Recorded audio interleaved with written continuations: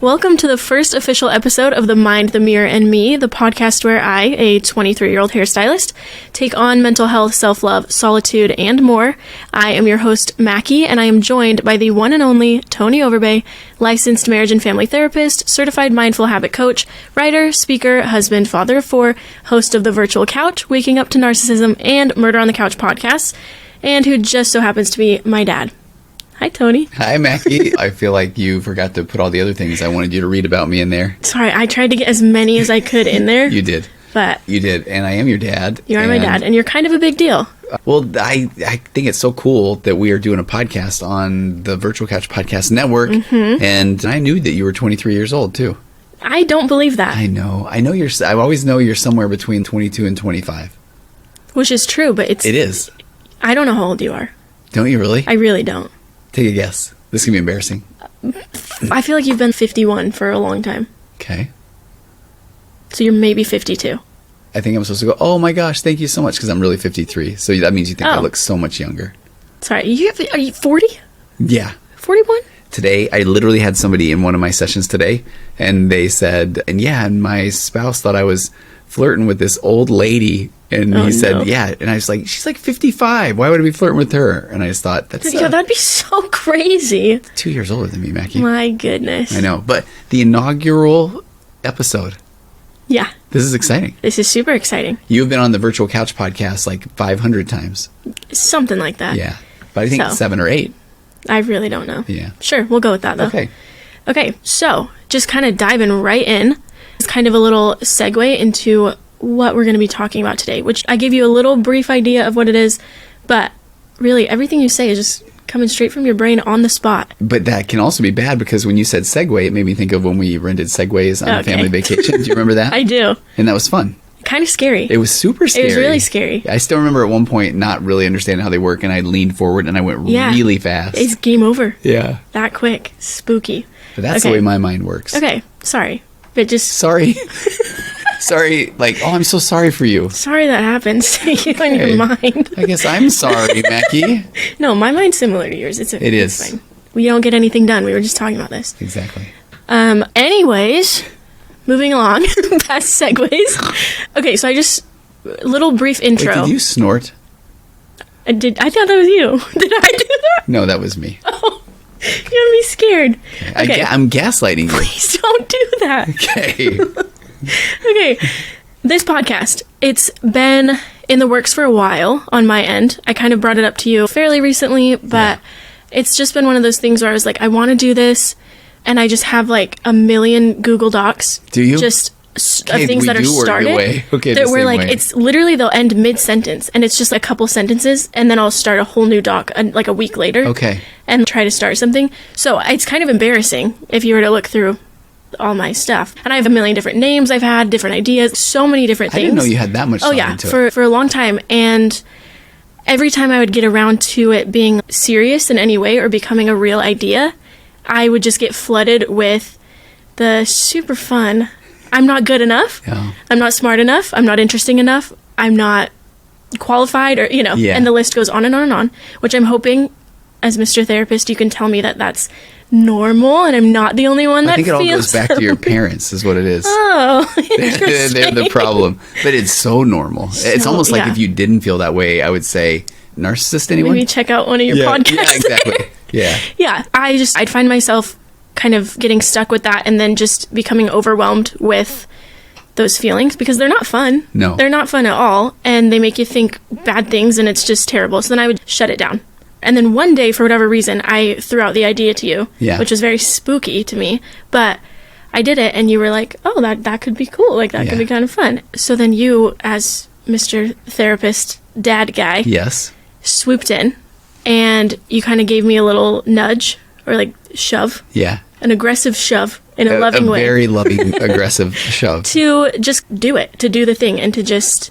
Well, okay, so it's one of my favorite concepts or principles of mental health, which is I'll do it when I feel better. But in reality, you have to do it to feel better. Right, which is so hard to wrap your head around when you're in those moments it is. Of feeling the scary things. But it's very true, and so I did need that Loving shove. Well, there were so many things that the episode you just did on the virtual couch, which I highly recommend people go listen to, but we talked a lot about wanting to get rid of discomfort. And then when somebody's feeling down, and we were talking about, I really like to go down this path of, well, just do things, not because ruminating and worrying and overthinking, which, are you good at those? Some of my best things. See, so you're, qualities. Right? Yeah. But those are just not productive, and they're not very helpful. And so I think I was saying it would be better to even just start, I didn't realize, create a million Google documents and think about podcast names and titles than go down the path of rumination and beating oneself up. So it's a good thing I have It's a great thing. It really, and again, I didn't know that's something we shared. I could show you. Well, look how many tabs I have open on my computer. It's insane. I can't even look at it. And look, I have 3 different windows open with multiple tabs. It never ends. No, it doesn't. It's so much. Yeah. Going along with that idea of just not ruminating and not sitting there and all of that, then you just did a nice little segue into kind of what I want to talk about. This is the part where when we were getting good at the segues, though, and we drove across that one elementary school, and I remember at that point I was like, I'm pretty good at this. You're like, I could do this. Yeah, exactly. Doing like little circles or basketball hoops, and like, getting really good. Yes. Going along with the idea of not ruminating, not sitting there thinking about it, and doing, right? That's what we're doing. We are doing. And so one little thing I've taken from that and become very passionate about is this concept of to be afraid and do it anyway. Oh, I think you came on and talked about that a while ago on the last episode before this one, and that I've gotten a lot of feedback about that. It's one of the things that I think has positively impacted my anxiety the most. Yeah. Which, for anyone that doesn't know, I struggle with very severe anxiety just day to day, all the time. It's been years. It's a thing. And so I've been trying it's a friend. And it's a thing that I've been trying to work with instead of against. About that, right? Yeah. But in doing that, I've been learning to be afraid and do it anyways, or be anxious and do it anyways. So that's what I want to talk to you about today. Yeah. Because I feel like it's very fitting for this first episode that is very scary. And I've been putting off because it is scary. But we're being afraid and we're doing it anyways. And even on a deep note with that, we're here at my office /podcast studio, and we weren't supposed to record tonight. We were going to record tomorrow, and I had a client have a cancellation, and so I texted you, and it's so funny because I said, Mac, if you want to, you can come do it tonight, and then I immediately texted you and said, or not. It's really okay, no pressure. I just thought, what if Mackie's sitting there going, really, old man? I'm like, really? 53-year-old guy? Exactly. Come on. Yeah, I said tomorrow. So I'm impressed when you said, I'll be right over. Thank you. I had to just be afraid, feel that for a second, put it out in my mind and go, we're doing it. Love it. Get in the car and go. This has been an experience with starting this podcast, but also I recently started my own business. Yeah. Opened up my own suite to do hair stuff and piercings. And we talked about that in that episode. And I think it was just a reminder that I'm not the only person that is doing things scared. Yeah. Not at all. I'm not that special. Okay, that's funny. I think where were we when we were recording the last virtual couch episode, and I had a computer problem or something, and you said, "See, it's because I'm here," and I said, "Yeah, you're not. You're not that special." Yeah, okay. In a loving way. But truly, and I know that there are other people that have to do things scared and anxious and with all the feelings, and I know there are people right now that are taking big leaps or thinking about it or have career opportunities or relationship opportunities or life changes or whatever it is, and maybe you have to do it scared. Yes. And with that, I know that you, Mr. Tony, therapist, dad guy, yes, you had to do something scared, and maybe you don't want to admit that it was that scared was the feeling you were feeling. You had to do something uncomfortable at least. Are you talking about the first time I shaved my head? Yeah, tell me more. It's actually an accident by my niece Emily, but oh no. Yeah. But you did have this big career change in your life that's led you to this point. So please, take it away. Tell me about it. Okay, so I did 10 years in the computer software industry, and it freaks me out now to think I've been a therapist for 17 years, 18 years, and sometimes I still wake up and think, what if I wasn't a therapist? What if I never would have done that? If you would have just stuck with It's crazy because I say this so often. I absolutely did not know what I didn't know about how you could feel in a job. So my entire 10 years in computer software, I just thought, I don't really like it. and it's okay. And I guess this is what you do, and you tough it out, and you can't wait till 5 o'clock, and you punch out, and you go home, and hopefully the weekends will be cool. And I did get to travel a little bit, but I just thought, this is what you do. That's so hard. And but I think a lot of people feel that way, and a lot of people do just... They do. Kind of accept it and just go, I guess this is what having a 9 to 5 is, or, And I just kept feeling this pull or this call. I know it's so cliched. I've always enjoyed biographies about people. Whenever I spoke a lot all over the world at trade shows, and I found myself I would give my spiel, dance, do my monkey dance, right, and do the thing, and throw out some t-shirts and give away software. And then I would just really connect with people. And I so enjoyed that. And I think I read every biography as a kid, every sports biography, everything. I just like knowing how people work. I wrote a humor column in the newspaper for 10 years. I learned this within the last year or two. I had no idea. I still have them somewhere. Yeah. So I wrote a humor column. And when Mom and I started having you guys, the kids, I started writing about it a lot. And there were some dads at the time. There was a guy named Paul Reiser and some others that wrote fatherhood books. And I thought, I would like to take these articles and put them in a book. And then I thought, I really did, and I kind of think maybe I was just talking myself into a reason to go back and get my master's in counseling. Okay, yeah. Finding any way to kind of justify it. I need letters by my name if I'm going to sell a book. And the next thing you know, I'm at night school. I remember that. Do you remember that? All of that, I got my master's in counseling, and then I just started doing part-time therapy, and then I loved it to the point where then it became a full-time thing, and now it's the most incredible thing in the world. And I've got this podcast network, and I've got a best-selling book on addiction, and I've got a marriage course and a parenting course and an addiction course and a long wait list. And I love it. It was absolutely scary. And sometimes I do say I would like to do another podcast called the 20-year overnight success, because I've worked with so many people and entrepreneurs, and they all took a scary leap, and it took them a while to get things going. But then all of a sudden they found the thing they loved doing. And then people just say, well, yeah, but you always knew, or it was pretty easy for you, right? And I want to say, no, it really wasn't. This crazy, long, hard thing. Yeah, exactly. But now it's good. Right. Yeah. But it wasn't necessarily just an overnight and immediate thing. Which you like what you do. I love what I do. Which is that part to me. And I sometimes almost want to just delicately talk about how cool that is, because... To find it early. Yeah. Yeah, because a lot of people don't find something just immediately. But... I think there is something out there for everyone that they could love. Yeah. But again, you have to take the uncomfortable, scary leaps, and you have to have no money sometimes, and you have to do these big, scary things. But I had somebody today, actually, and this wasn't a client, but somebody that was reaching out to me, and they're looking at maybe wanting to do coaching kind of things and courses and programs. And I even wrote it down. It's somewhere here I could show you, but I thought it was so interesting where they were saying, oh, here it is. I don't know why. If you're watching on the YouTube channel, there's a plug. I'm looking at a sticky note, but they were saying, I'm more than open to it. And they said, I'm willing to at least try it, but I get paid very well at what I do. And so I'm not really sure how long I need to wait before I'll start making money doing this. And I just thought, oh, that's not the right attitude. Because I wrote a newspaper column for free for a long time, and the podcast was free for a long time, because you just love it. And then you got to do the things you love. I remember saying that as I was in hair school, cutting people's hair, specifically some older dudes, okay? And they would criticize my career path in hair school. And they would sit there as I'm cutting their hair and be like, well, you're not really going to make money with this. Or what's your backup plan? Or seriously, be like, are you just going to do this till you have kids? Or they would grill me on things like that, which... It was just a whole other thing and super silly, because I'm cutting their hair. I'm sitting there cutting their hair with scissors in your hand. You probably shouldn't be doing this. No, well, and plus, I mean, tell me, but then the guy giving you the career advice is saying, I got to go to a beauty school to get a discount haircut. Yeah. Okay. To pay like $5 to get a haircut. And not tip. Not tip at all. So it's a very interesting thing. Yeah. But in doing that, I had to stand up for myself a lot, which... is not something I do a lot. Right. At first it was really scary, and I would talk a lot about the concept of if you do what you love, the money will come. And trusting in that.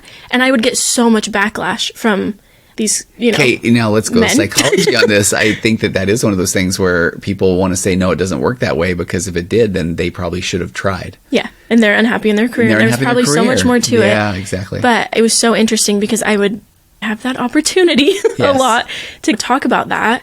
Occasionally it might settle nicely with someone, and maybe they'd be like, you know what, you're like, you go. That's great, but not very often. But I really do believe that. And I do believe that if you love what you're doing and you're passionate about it, people pick up on that, and people gravitate towards people that are passionate about what they're doing. And I think this is that part where when I said I didn't know what I didn't know, when I was in the computer industry, I tried to act like I knew and understood things. And I would memorize just enough to be able to give our spiel. And if somebody said, oh, well, what do you do with the primary defect list, bad sectors on the optical disc? And I would say, what do you think we do? And I wouldn't say that. You tell me. Yeah, right? Well, that's a decent question, but really we're just focused on the speed of our. And I didn't know what I was saying. But then when I like what I'm doing as a therapist, everything I'm watching, everything I'm reading, everything is it just makes so much sense, and you want to fit all these pieces together, and you get so excited, and it just you feel it, that energy. Yeah, I think so. Yeah, which is a bonus. Then if you are taking that big leap, it's nice to see that pick up. Yeah, because it is, I think, at least in my experience with a big career change, and maybe this was your experience too, that initial part, it's almost a feeling of buyer's remorse almost. There's probably a better term for it, but where you take this big leap and you do this big thing and it is so scary and uncomfortable that like, you what kind if of... I made the wrong choice? Yeah, I think it's really easy in that beginning period to feel that way. But that's when I think most people would give up and never get to see their success or see what could happen. And it's kind of sad because think of how many things, how many ideas and careers and things are missed out on because of I thought about one time, I'm a huge basketball fan.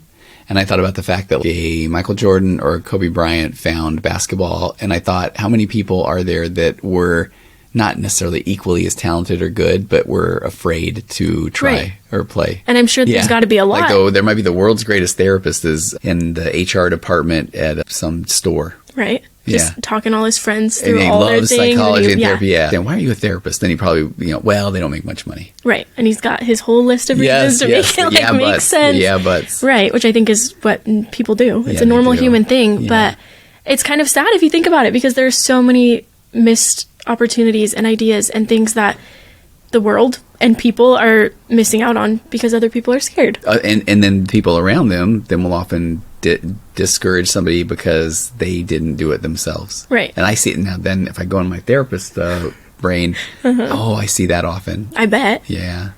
It's like, well, somebody always told me that I couldn't do it. And then if you kind of poke around a little bit more, well, what did that person do? Well, they never fulfilled their dreams. It's like, that's interesting. Kind of adds up there. Right. And I do want to say, though, that our brain does want to go to all or nothing or black or white. Yeah. So a lot of times people will say, okay, I guess I just have to leverage my house and quit my job and do the new thing. And I personally feel like things do need to happen.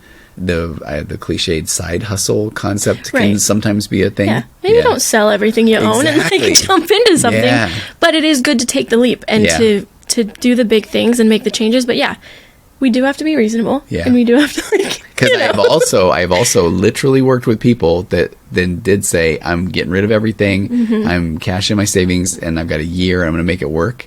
But then that first month, and they say, the first month, I'm just going to kind of take it easy, going to relax a little bit. Then month 2, I've never really been on a big vacation.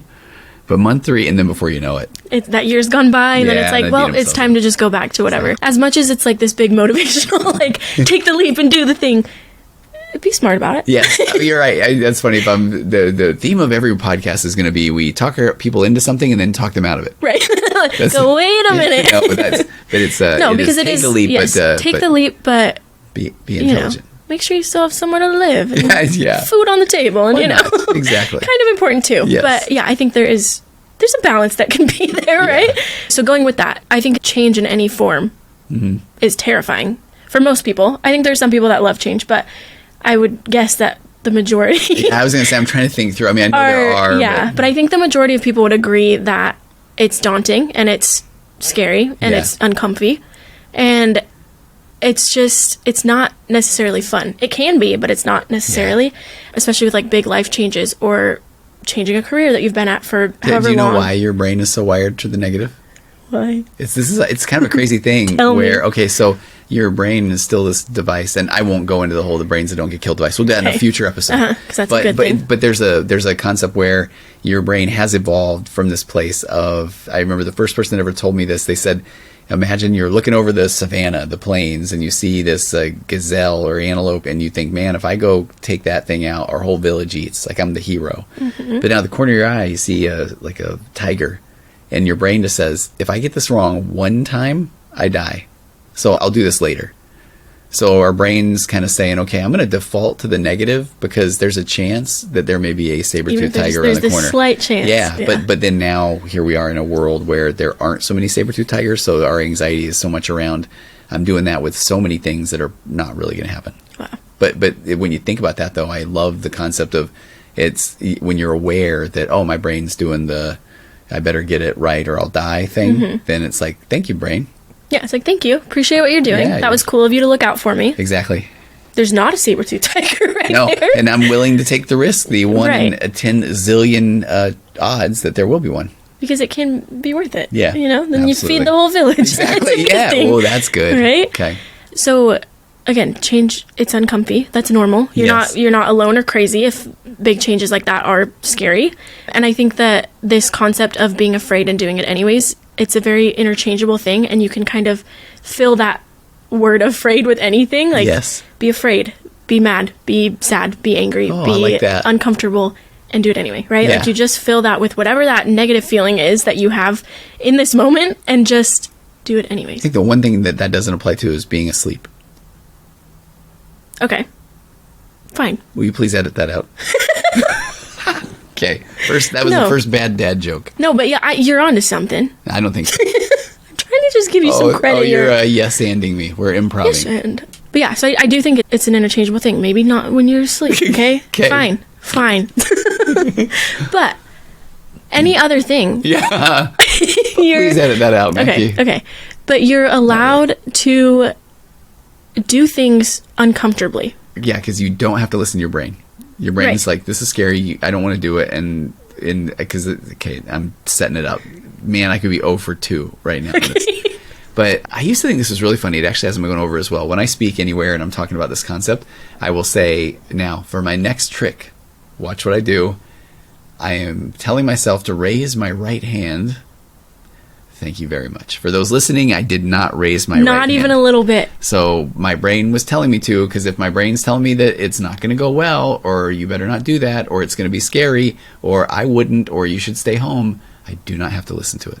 That's deep right there. It is. You don't have to lift your arm up. No. And you know that. No. So right why? Now, my brain's saying, lift them both up and smack Mackie with both your hands. And guess what? Not even getting smacked. No. Wow. That's really deep right there. Know, it really is. Okay, thank you. So I do think you don't have to listen to your brain. And again, if we need to put a little disclaimer out there, listen to your brain when it's telling you the right thing. I know. It's such a hard thing to talk about, because there is the part where it's like, trust your gut. Don't do the stupid things. Yeah. Just because someone's like, yeah, take the leap. Don't listen to your brain when you need to listen to your brain. But sometimes it's dumb. But it can be very dumb. And there are a lot of stories that your brain tells you and thoughts that you have that aren't real, or just aren't necessarily the outcome. Your brain doesn't know everything. It's very smart, but it doesn't know everything. So I think that's something to be noted. I never noticed that you said aren't like your mom does. What is that? What do you mean? Instead of aren't. What do I say? Aren't. Aren't? Yeah, that's what you said. Or aren't? What am I supposed to say? Aren't. Aren't? Now that sounds funny. Yeah, because you're saying it. Aren't. You're taking the E out. You're just saying aren't. Aren't. You say it. Aren't. I mean, it sounds fancy. There you go. Right in, everybody. And is it aren't or aren't? Or aren't? That one. Yeah. Oh my gosh. Okay. Back to what we were talking about, though. Thanks for making fun of the way I talk. Yeah, plenty of that, I think. Gosh. You can do things uncomfortably, and you don't have to listen to your brain. And we're talking about these big life changes and these big, scary things. But this also applies to the little tiny things. Yeah. Because at least as somebody who deals with anxiety, works with anxiety on a daily basis, this concept, I mean, this goes down to like walking out your front door, or going to the grocery store, or going on a first date, or hanging out with a friend, going out with your coworkers, or any type of thing, as small as it is. You can do these things uncomfortable and afraid. And again, whatever that filler word is there, you can go do these things, and you can get through it. Yes. Even though your brain might be telling you not to. And again, if we're going to go back to the disclaimer stuff, if you're physically sick, if you've got these crazy things going on, listen to your body, trust your gut. But surface level, you can do it uncomfortable. And you can, again, if we're just talking about going to the grocery store, which for me can be a very anxious thing, Mirror Me is not a replacement for professional counseling. Please seek your disclaimers. Oh my gosh. But really though, because you can go do those things Yes. uncomfortable and scared, and the reality of it is, most of the time, if you go do the thing that you think is going to be so scary and big, once you do it, it won't be. It's not, it absolutely. Like, once you get into the grocery store, not as scary. It's not as scary as your brain was telling you it was going to be. And once you start that new job and you're a couple weeks into it and you're a little bit more comfortable, it's not as crazy and terrifying as you maybe thought it would be. That's the truth. Which I think is something to note. I said something in my notes about it's okay to go somewhere with your anxious tummy. Oh, yeah. Even if you might have to... Even if something bad might happen. There's always bathrooms. There's always bathrooms. There's always a solution. It's okay. And the thing that you tell me this all the time, and it's in one sense one of my least favorite things you say to me. I was going to say. But it's also one of my favorite things. But one, if I'm feeling really anxious or panicky, and I'll hit you with the, I can't breathe. And then what do you tell me? That you're breathing already, or that I'm breathing, that I've been breathing, I've never not been breathing. If you hadn't been able to pull it off, then you probably wouldn't be here. Yeah, something bad would have happened. And was it a psychiatrist one time that said that your body and brain are so smart that if you aren't going to do it, it will pass you out? Yeah. I thought that was so good. It was one of my psychiatrist told me that exact thing, because I was telling her, I feel like I can't take a full breath, and I was so panicked, and she was like, here's the thing, kid. The worst thing that could happen is that you would pass out, your body would do a reset, and you'd come back to, and you'd be breathing just fine. Which is funny, because when you think about it, the body is saying, if I can knock you out, then I can just breathe on my own. Literally. Yeah. It's just a brain thing. Yeah. And that was weirdly the most comforting thing I've ever heard from anyone ever. So, except for stuff I've said. Except for everything you've said. Exactly. Sorry, from a psychiatrist, that's not you. Thank you. But going along with that, there's another concept that you have been telling me about since I was just a wee little anxious kid. Yes. And it kind of goes along with this feeling an emotion and doing something anyways. And it is more of the feeling the emotion and bringing it along with you. And I'd love to hear you kind of break that one down. So, yeah, it's called expansion, and it's making room for all the feelings and then inviting them to come along. And I'll give you a funny example. We're here in my office, my podcast studio, and if you look over there, I have my little weights over there, and I did an experiment 2 or 3 years ago, and there were so many things going into this, and one of them was I've always wanted to do push-ups every day, and I've told myself I want to do 100 a day, but then if I would forget, then the end of the day would roll around, and if I hadn't done 100, I would say, well, I'll do them tomorrow. And then my favorite thing to say is then if it hit Thursday, then I'll do it Monday, and if it hit the 16th of the month, then I'll do it on the 1st. If I'm in July, it's going to be a New Year's resolution. So instead of that, there's in the therapy modality I love, it's called ACT, Acceptance and Commitment Therapy. There's just these concepts of you have to do something that matters to you, and I like exercise. So, all right, I want to do push-ups. And instead of saying 100 a day, I'm just going to do push-ups each day, period. And so then my brain's going to say, well, you might not do a lot. And I'm saying, oh, right. Yeah, I might not. Yeah. But so then that already was saying, okay, so even if I do one push-up, then I succeeded, which is a wonderful thing. And then the best part about that, though, is now I'm able to use this concept of expansion so many times. I had it happen today, and I've been doing them daily now for years. But I will think, okay, I don't have time to do them because I have 10 minutes between clients, or I don't want to do them. And then I am literally like getting down onto the ground and doing them while I don't want to do them and while I don't have time to do them. And that's it right there. I love it so much because, again, I don't have to do what my brain says, and there's something pretty empowering about that. And then the reality is I'm saying that it happens most every day when I'm doing it. And so that's the part I think that's important to know, because it doesn't mean that after a couple of weeks of doing it, then you never think those thoughts again. Right. Because then you are going to feel like something's wrong with me. Yeah, but that's not how humans work. No, but it's really cool to be able to just say, oh, yeah, I don't want to do them. Right. And then just do them. Yeah. So like I think one of the times that we were saying, hey, come visit us. And you were saying, I don't really want to. And I was like, oh, invite that to come with you. Yeah. You're like, well, just do it anyways. Get on the plane and just, that can sit next to you. Yeah, exactly. You don't even have to pay for a seat. And I actually had a client who was talking to me about some anxiety stuff, and she brought up this concept of naming your anxiety or your depression. That's big too. I've never named mine. Have you? That could be kind of fun though. But to name it, and then that way you can literally bring it with you and kind of talk to and be like, stop. Like, and I'm a big or fan just, of, hey, here's what we're going to do. Yes. And you're going to come with me. Yeah, a lot of times people do alliteration, so I do a lot with people with addiction, and so addiction ends up being Andy often. Okay, yeah. And so then, and then even sometimes when couples want to have conversations, but they don't want to say, so did you act out on your addiction today? You know, that doesn't feel very good. The person said, so you see Andy? You know, the guy's like, casual, yeah, the guy's like, yeah, you know, I realized after I didn't get a lot of sleep last night, my boss was kind of being a jerk, and Andy's like, hey, you busy?